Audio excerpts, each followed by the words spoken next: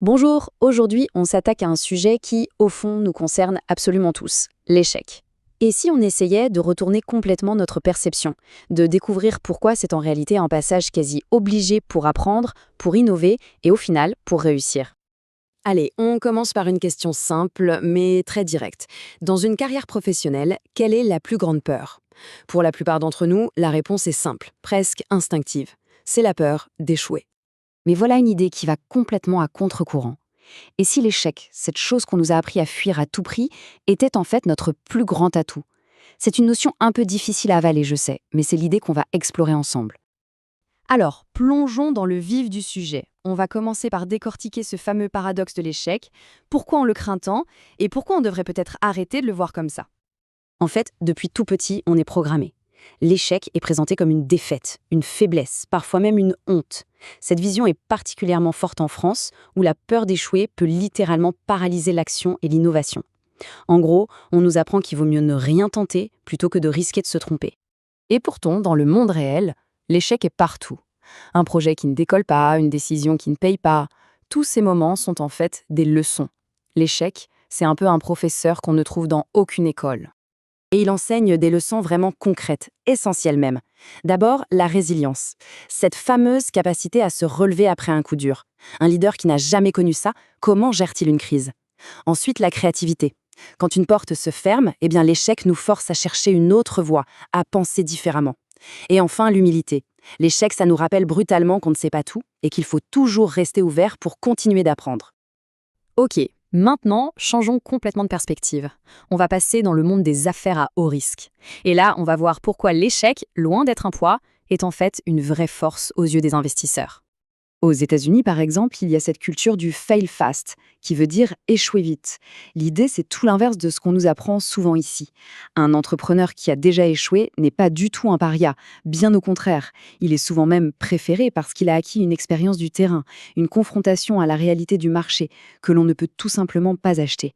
Il a déjà tiré les leçons de ses erreurs. Et attention, ce ne sont pas que des mots en l'air, les chiffres le prouvent. Une étude du prestigieux MIT Sloan est formelle. Les entrepreneurs qui créent leur boîte pour la première fois ont un taux de succès de 12%. Mais, écoutez bien ça, ceux qui ont déjà connu un échec voient ce taux grimper à 20% pour leur deuxième tentative. Ça illustre parfaitement à quel point l'échec les rend plus prudents, plus agiles et plus réalistes. Bon, on a bien compris le pourquoi, maintenant passons au comment. Comment est-ce qu'on sort plus fort d'un échec? Voici une méthode simple, une sorte de guide de survie en 3 étapes, très claires. Tout commence par l'acceptation. C'est une phase cruciale pour laisser l'émotion redescendre, un peu comme un deuil. Ensuite vient l'analyse, mais attention, une analyse froide, clinique, détachée de l'ego. Et enfin, la reconstruction. Et ça se fait avec la stratégie des petits pas, pour regagner confiance, brique par brique. Concentrons-nous juste un instant sur cette deuxième étape, l'analyse clinique, parce qu'elle est vraiment fondamentale. Le but, c'est de se poser les bonnes questions, sans s'auto-flageller. Qu'est-ce qui n'a pas marché, concrètement? Est-ce que les objectifs étaient réalistes? Quels éléments extérieurs ont pu jouer un rôle?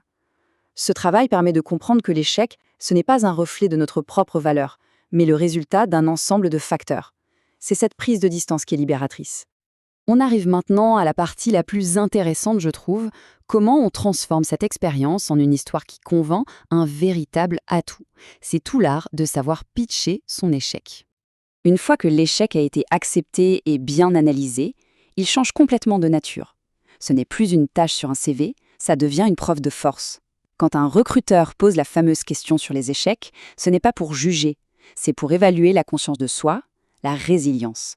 Et voici comment on peut le formuler. C'est une phrase toute simple, mais d'une efficacité redoutable. Elle montre qu'on ne subit pas, mais qu'on apprend.